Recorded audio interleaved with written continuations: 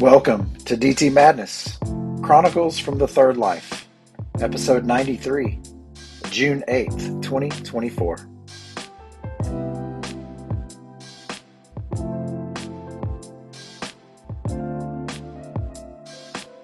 So glad you could make it.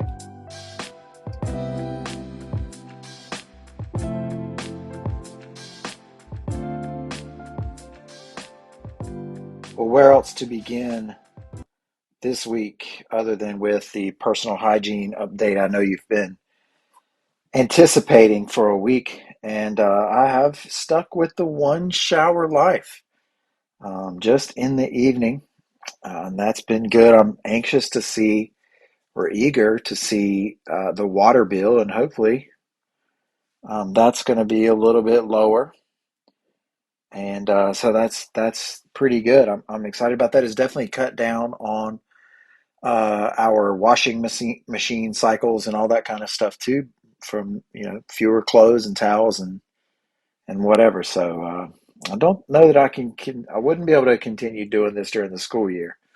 Um, but yeah, summertime. The the change up in routine is I have started washing my hair first, which is a change up from decades and decades of practice. And I'm still off just a little bit because sometimes I be forgetting to rinse out the soap from my ears, and then I don't realize that until after I got out.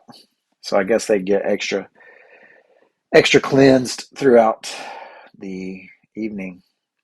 But yeah, so there's that. Water bill will be a real thing because the rates are going up. Stinking town. I've been wandering around the front yard a lot this past week due to AP GoPo, AP Government and Politics grading. I'm in the middle of the reading right now. I'm on a little bit of a break, um, but I'm stuck to my computer. I'm sure I've mentioned it before, but in the past I have traveled to Tampa, Florida, to read AP Psychology exams. Within a couple years ago, I started reading government exams instead, and I've only done that online so far. But it is good because I can be logged on and I'm making cash. But I'll get into talking about that in just a second. But I haven't been able to go very far, so because the thing logs you off after 15 minutes, and so I wanted to stay close so I can continue to rack up hours and log uh, essays that I'm grading, trying to get through by Sunday. We'll see. Um, and I've been checking out my trees up in the front yard, looking at the clovers, having walking in my bare feet and all that kind of stuff. But the gardenia is out. I've got three new gardenia bushes that are right in front of our porch. But there's an old, I mean, it's ratty looking, man. Like it's nasty looking. But I can't cut it down because it is the one that sprouts, that buds flowers. And there are three or four that are on there, and I just noticed them today. And man, it's the best smell. I think it's the best smell. I think it's the best smell. We've been through this before in ranking smells, but man, I love that. I'll just go right up to it, and you got to check, make sure there are no bees in there, but then just get a big old huff, man. I love them so much, and I'm so glad that they're out. Been watching the French Open at Roland Garros the last fortnight, and the finals this morning. Iga Swiatek destroyed Paulini, and she's the one, especially on clay. But the women's tournament has been good. The men's tournament has been really, really fantastic with epic matches. Sinner versus Alcaraz yesterday was a really good one. Alcaraz versus Zverev tomorrow morning for the championship, and so I think I'm pulling for Carlos. We'll see. Zverev has been serving, but definitely just been sitting and watching the French Open. There are these people there are wearing these fedoras, and I checked them out like from the Roland Garros official store, and I don't know how much. Actually, I do because I looked it up. €95 is how much they cost, and I don't know if I should. maybe I should be a fedora guy. Like, it's just got this orange band around it, and it's the official Roland Garros, fedora, $104. Could I wear it to practice? Like, where would I wear it? Could I wear it to town council and just take it off, when I go inside like a true French gentleman would? Would a true French gentleman do that? But yeah, we'll see. I've been watching watched the college softball World Series as well. Oklahoma for the fourth consecutive year. Just think about those seniors. The senior class for Oklahoma never didn't win a national championship. I do enjoy watching the College World Series for softball. It was what do you say? Like, is sentimental the right word? I got into my feelings because my dad loved college softball. He would watch college softball. He loves Alabama, although he likes a winner. He likes the winners, and so he probably would have been pulling for Oklahoma to be honest. But this is the first, as it is this year, the first time that we didn't get to watch the College World Series together. That I get to hear who he's pulling for and why, and they're usually pretty good reasons for that. But so we watched the College World Series, NBA Finals, but they just take so many days off in between. But like I said, most of the time I've just been here, and this is I don't know where this will go today. This one could be a short episode. We'll see. Um, but I there are only a few times where I took off and went out, away from the computer for more than 15 minutes at a time. And one of them was Tuesday night because we had our town council meeting for June and we had to get the budget through. And we had spent 12, 15 hours or so working through the budget, more than a couple meetings in May, like really, really doing overtime and doing work to try to figure it out. Like, prices are up, they're just up. So fees are going up, what rates are going up, taxes are going up by 2 cents. There was a suggestion to raise them by 3 pennies, which, 3 pennies for a house of $200,000 or whatever is only like 80 something dollars a year, right? It isn't overwhelming in our small town. Our tax rate is still really, in comparison, ridiculously low at 40 cents on the $100. Spindale, a town that is similar to ours, where we go eat at Barley's, their tax rate is 57 cents, and they are going up to 64 cents on the $100. And so our taxes are low, but we are a conservative town and have been for a long time. But I will tell you, as mayor, I get to run the meeting, and there were competing ideas about where we should be on this year's budget, which is phenomenal. There should be, with five council members. It's fine if we have five different viewpoints, and we just got to get to where there's people that have three, a proposal that has three, and the two options that we had in front of us, they didn't either one of them go through the first time. The first one, thankfully, failed for lack of a second, and so I got a little bit irritated, and for the first time in my mayoral um, tenure, I banged my gavel down. Like, I smashed it pretty good. Not like Patrick McHenry at the Kevin McCarthy thing, if you know anything about that. But I hit it pretty good and called for a 5 minute recess, and we had to get up and, like, it was real. It was real stuff, man. And then we were able to work it out, and I was able to bring us back together.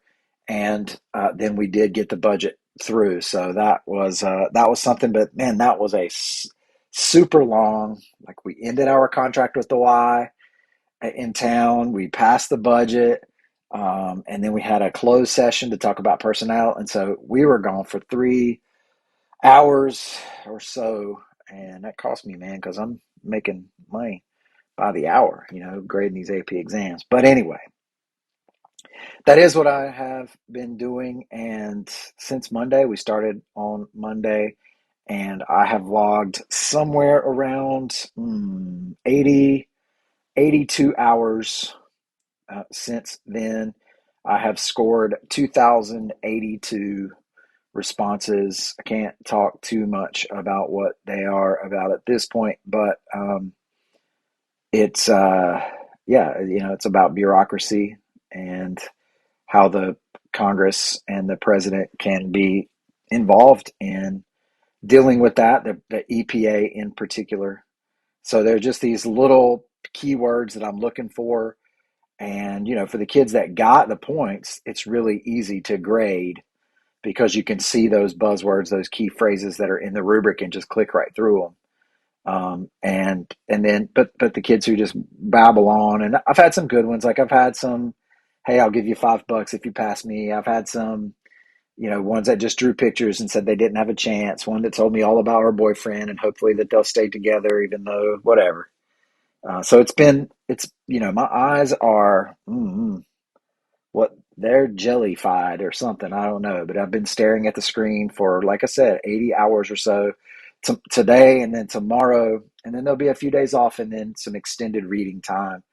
But this is the best, man. This is the best professional development that I get year after year because I learn to understand how to apply these rubrics and to learn better how to teach my students. And the people that are involved are just they're just really professional. So anyway, yeah, that's what's going on. I did paint my toenails orange. I painted my pinky toenails for my friend Josh's wedding, which was last Sunday. But just the pinky toenails because I wasn't so bold. But I did wear my Birks. And when I got home, I knew I was just going to be here walking through the clover, So I painted them orange, which is my favorite color, and it makes me glad. I'll have some good orange toenails for the beach, which we got coming up. I have been definitely draining the coffee. I've got some Hannah's coffee, Nicaragua, medium roast, and been having two big old mugs a day. I found a use for my old country coffee cup that I saved from New York. And now I just put my measuring spoon that I dip out the bag, I put it in there. And this seems like a pragmatic, rather than just having this old paper cup as decoration, it actually serves a purpose now. But it reminds me, it takes me back to my people in New York. They feel like I'm home when I'm up there, really. So, but I've thought a little bit about why I do the reading, why I spend so much time. I mean, I'm putting in 16-hour days, and I don't want you to think that I'm just. I mean, my pace is over 25 of these essays an hour, and I try to keep my pace to 25 an hour at least. And so I'm not just collecting money by staying logged on. I'm actually doing the thing. I've got my 4 stars. My performance exceeds expectation, um, says the little guide down here that I'm looking at. But I really do like to get when I get feedback from my table leader. Um, I like when she says I got them all. I got all the points accurately, and I'm glad to be able to pass the calibration on the first try. And it's like I like doing things with excellence, and I've thought about that. And whether it's being mayor or being a teacher or cleaning, whatever it is, like I like to do things with excellence. And I've thought about that, and that's part of the things I want to do with AP government. I try to look up to see if there was any special etymology to the word excellence, but no, it kind of is what you think it is. I will tell you that I want to inspect or reflect on areas in my life where I don't do things because I'm afraid that I won't do them with excellence. In other words, like, Chris Stapleton, nobody wins afraid of losing. And I wonder if I just do the things that I do that I'm good at, you know? And so I want to explore areas where maybe I could take more risks, take more, um, more risks where I may end up failing. Maybe that's running for council again. Maybe running for mayor again.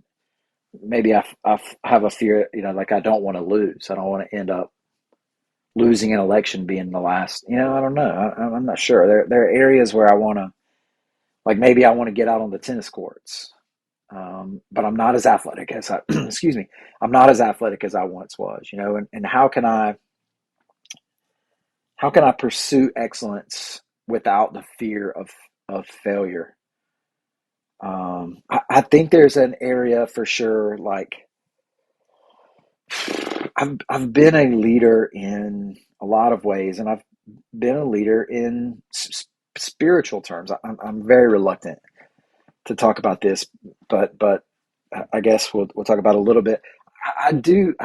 Gardner Webb has got this new cafeteria, and they got a huge front to it that's got a bunch of glass, like it's just a bunch of windows. But in the windows is this giant cross. And my first reaction to it was like, "Ah, come on, man," And I try to think about like the current iteration of the church and how cozied up it is to MAGA, like how commodified the figure and the person of Jesus is. Um, yeah, that's it. Like it's just commodified, and it's just a badge, a wall that people use to build. And I just don't see it that way. And I do like to try to I do like to try to share the things that I believe, but without I don't know without planting my own flag. I don't know. I'm very reluctant to talk about this. One of the people at this wedding last week were people that we used to be a part of a church with, and she asked me like, where are you at now? And I'm like, I'm at my house, and it was just this I don't know, it was a weird interchange.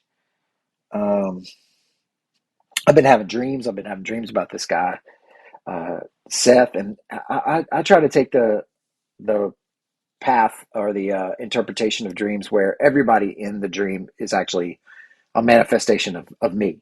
So even though I'm dreaming other people, like it really is me, and I try to think about what is that saying, if it's saying anything. And oftentimes I think it's just not. But I know that there's this reluctance on my part to be a part of a community in general where I get close to real people. Like it's easy for me to talk to a podcast where I know that, at the most interaction I'm going to get is somebody sending me a text message, because right now, like, I'm not on Instagram and I'm not on Facebook. And that has been a very freeing thing. And I really want to encourage other people to really try that out, because there is such limitations that come from that. For me, it's a narrowing of the world. And I talked about that some last week. But yeah, I don't know. I was called a postmodernist deconstructionist by one of Sarah's friends a long time ago. She didn't mean it in a nice way. And we see that. We see all of our institutions being deconstructed. In other words, like the faith that we have in our institutions, whether it's public schools, whether it's medicine, whether it is government, whether it is media, higher education, what else? I mean, police to a certain extent, military still holds pretty high, but even that is in decline. Most everything in terms of people's trust in these institutions, and that's because we begin to think about how they're run and all of the flaws and failures that are a part of them. The church is certainly among that, um, of those institutions that are in decline. But I don't think we can just tear everything down. I wonder how we can rebuild and maybe not into such permanent structures, that we feel like we have to hold on to forever, but that can continue to morph and change. I don't know. I don't know. I'm babbling here. This is my brain on AP government reading. So maybe we'll come back to a lot of that kind of stuff. I have thought about writing. I haven't been able to write. I haven't been able to read. I haven't been able to do my little coloring book, because of the government reading. That's really primary right now. But one of the things I thought about was the number 435, and I thought about it as I crossed over 435, whatever day that was, on the second day. of the AP Government Reading. And the reason why 435 is important to me is because that was my laundry number at Davidson. And because back then when I was there, you put your laundry number in your tag and you put all your clothes in a laundry bag and they would do your laundry for you and fold them up and give them back to you in a brown paper bag. And that was awesome. So I'm going to use the number 435 to write about my Davidson days. And I'm starting to kind of unify the whole project and begin to see where I want to go with it to where maybe like a, I don't know, maybe like a real book is in the works that at least I will read. But anyway, just ending with a couple of things. My mom brought us some chairs to sit around our chess set that my dad had made. And she brought those over for our anniversary present. I've been asking for them. They're pretty sweet chairs. And as she was here, she asked if she could borrow the truck while we go to the beach next week so she could get some things done. And that she asked to borrow my little old push mower. I mean, I'm telling you what now. People keep people keep throwing shade on my little old push mower. So anyway, um, obviously I don't have much to say here. I'm just trying to delay getting back to reading about bureaucracy and yes, all that kind of stuff. 8,400 days since June 9th, 2001. Sorry, 8,400 days since June 8th, 2001. And this was the day of our rehearsal dinner. We got married at Lake Hollyfield at Gardner Webb at sunset. And on this day, right around now, we ate at 5 o'clock because that's when my dad would like to eat. And so he would be happy and chipper and all that kind of stuff. So we ate first. And luckily, because while we did, there was a massive thunderstorm, a huge rainbow then afterwards, so that we could walk up to the bell tower and go through the thing. And then we had our little party after that, which was really fun. And then I went back home and was supposed to be hanging out with my guys, but ended up like like breaking out in hives, just so nervous. And I don't know, man. I still wonder what the heck. Ended up at the ER the night before the wedding, so 8,400 days ago. They gave me this shot of adrenaline, which I always talk about when I talk about adrenaline and AP Psych, because I feel like my heart was beating like 3 feet outside my chest, and that I could have ripped the door off of the hospital room, even though I didn't want to. I wasn't angry. I just felt like I could. Um, but yeah, so that all that was going on for the rehearsal dinner. But yeah, 23 years. And I will tell you, and we'll end with this, that one of the coolest things that I've gotten in going through all of my dad's stuff is a yellow legal pad paper with some notes that he had scribbled out as a toast to Daniel and Sarah. And I'm not going to read the scribbled out parts. But it says, this union we're celebrating is a holy one. Thich Nhat Hanh um, said, where there is the Holy Spirit, there is true presence, there is true understanding, there is true communication and true love. Robert Pirsig, who wrote Zen and the Art of Motorcycle Maintenance, said, most people stand within sight of the spiritual mountains all their lives and never enter them, being content to let, I can't read his writing now. Being content, I'm sorry. Robert Pirsig said, most people stand within sight of the spiritual mountains all their lives and never enter them, being content to listen to others who have been there and thus avoid the hardships. And then David Steindl-Rast, he concludes with this, with the Holy Spirit as your guide, enter the mountains together and then, quote, speak to each other often of the unspeakable and not with words. So yeah, those are the things that my dad had to say to us 23 years ago. And it's that type of belief that isn't commodified, like those are the things that I got from him that I hope to continue to pass down.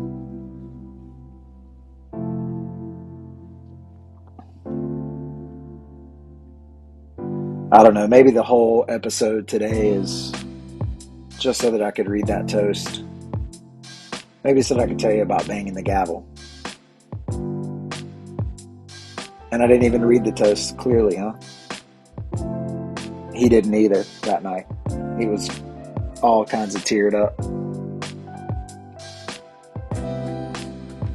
But this has been a Church of Six production, brought to you by the Bucket of Life, the Rope of Relationship, the Foundation Tower of Stone, the Wall of Belief, the Token of Hope, and the Magic Rock times one received and one given. Nothing divine is desperate, and in order to be, try to never seem. May all your circumstances serve to awaken compassion, and as you go, teach peace. Don't forget to believe, y'all, and be live. Grace and peace, my friends.